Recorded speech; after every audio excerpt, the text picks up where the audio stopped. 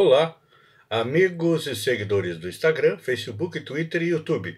Sejam bem-vindos ao programa Almoçando com Feijão, edição da manhã, onde você fica sabendo das notícias de Santa Catarina e manchetes dos jornais. E vamos ao nosso toque de espiritualidade, que eu dedico aos meus amigos que estão aniversariando hoje, que são a Cecília Fernandes, Jaque Vargas, Fátima Meneghetti, Tuana Machado, Luciano Pirola, Eridiana Santos, Vanessa Machado. E a reflexão para esta segunda-feira é: desperte para a vida.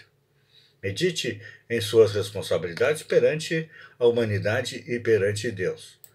De você dependem criaturas que o cercam na família, no trabalho e também na sociedade. Então, não fuja à responsabilidade que você assumiu.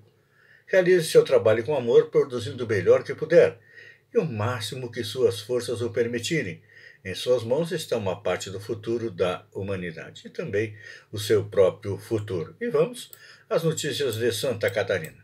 Noite dos Campeões marca o fim da 37ª edição do Festival de Dança de Joinville. A noite deste sábado, dia 27, marcou o fim da 37ª edição do Festival de Dança de Joinville. Foram apresentadas 24 coreografias, além de haver entrega de prêmios de melhor bailarina e bailarina. Este ano, foram mais de 240 horas de dança por toda a cidade, com 9.000 participantes. Joinville tem a única filial do balé Bolshoi fora de Moscou. É uma das grandes conquistas para a cultura catarinense. Casos de feminicídio crescem 40,9% em Santa Catarina. A morte de Gabriela Custódio da Silva, de 20 anos, em Joinville, na terça-feira, dia 23, reacende o debate sobre feminicídios no Estado.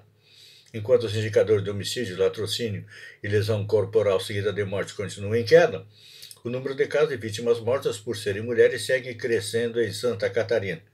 Em 2019, já são 31 confirmados, o que representa um aumento de 40,9% sobre o mesmo período do ano passado, de 2018, que foram 22 casos.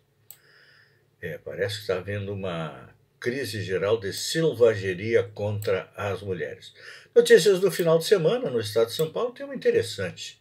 A manchete era: só Centro-Oeste e Sul retomam o ritmo da economia pré-crise. Enquanto o país demora para recuperar o fôlego pós-crise econômica, as regiões Centro-Oeste e Sul atingiram e superaram os índices de março de 2014, quando começou a espiral de caída do PIB. Segundo o índice Itaú para a atividade econômica, que reúne emprego formal, comércio, indústria e agricultura, o Centro-Oeste é a única região que supera com folga, no primeiro trimestre de 2019, os números de 5 anos atrás.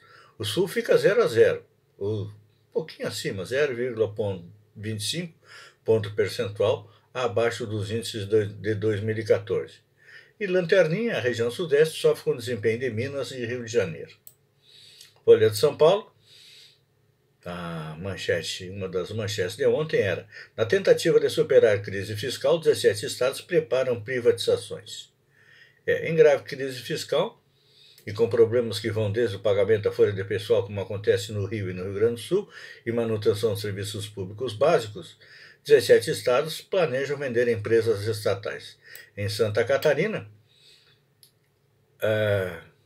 o nosso governador, Carlos Moisés, quer passar adiante via venda, concessão ou PPP, empreendimentos públicos como o Centro de Eventos de Balneário Camboriú, o Terminal Rita Maria de Florianópolis e o Mirante da Serra do Rio do Rastro, em Lauro Miller. Isso nunca deveria ter estado nas mãos do Estado, mas vamos nos desfazer. Notícias de hoje: o Globo, a manchete principal é: governo fará leilões em nova fronteira do pré-sal. O Ministério de Minas e Energias pretende leiloar blocos de petróleo e gás no mar além do limite de 370 quilômetros da plataforma continental do Brasil. Enquanto espera a decisão da ONU sobre a extensão do limite para 650 quilômetros, o país usará o precedente aberto pelo Canadá para oferecer, já nos próximos 2 anos, a exploração desta faixa à iniciativa privada. O maior interesse é na região próxima à Bacia de Santos, chamada de Espelho do Pré-Sal, que pode ampliar em 50% as reservas do país. A Polícia Federal vai investigar morte do cacique no Amapá. A morte do cacique Emira Wayampi vem sendo investigado pela Polícia Federal e pelo Ministério Público Federal do Amapá. Integrantes da aldeia diz que ele foi assassinado por garimpeiros. O MPF e a FUNAI confirmam a invasão das terras indígenas, mas não se ela foi feita por garimpeiros. Estado de São Paulo, carga tributária recorde alcança 35,07% do PIB. Mesmo com a economia patinando, a carga tributária no país bateu recorde histórico de 35,7% do produto interno bruto, o que vale a 2,39 trilhões. O pico anterior da série, iniciado em 47, era em 2008. No ano passado, cada brasileiro recolheu em média 11.494 impostos e precisou trabalhar 128 dias para quitar. Segundo o levantamento feito pelos economistas José Roberto Afonso e Kleber de Castro, o peso dos tributos teve um crescimento de 1,3 pontos percentual em relação a 2017, o maior salto em relação ao exercício anterior nos últimos 17 anos.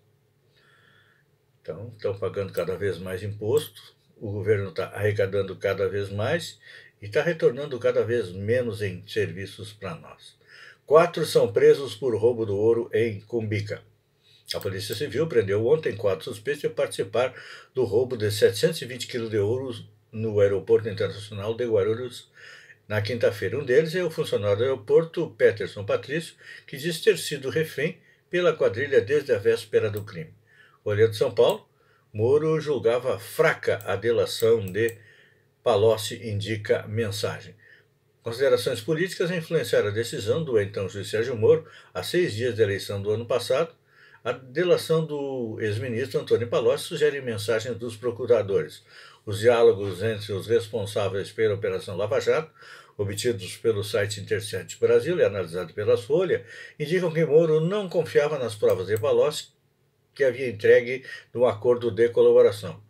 Russo comentou que, embora seja difícil provar, ele é o único que quebrou a omertá petista, disse o procurador Paulo Roberto Galvão a colegas, tratando Moro por um apelido associado aos petistas mafiosos italianos. A assessoria do ministro afirma que não comenta supostas mensagens de terceiros obtidas por meios criminosos, nos quais, em tese, haveria referência à suposta afirmação efetuada então pelo juiz. Última notícia: medida provisória dispensa trabalhadores da obrigação de bater o ponto. A medida provisória da liberdade econômica dispensa trabalhadores de todas as categorias de bater o cartão. Relatório aprovado na comissão mista autoriza acordos individuais nos quais o funcionário pode cumprir o expediente e sair sem ter que fazer qualquer anotação. Amigos e seguidores, eu agradeço pela companhia, fiquem com Deus e até o meio-dia com a segunda edição do programa Almoçando com Feijão. Um beijo no coração e até lá então.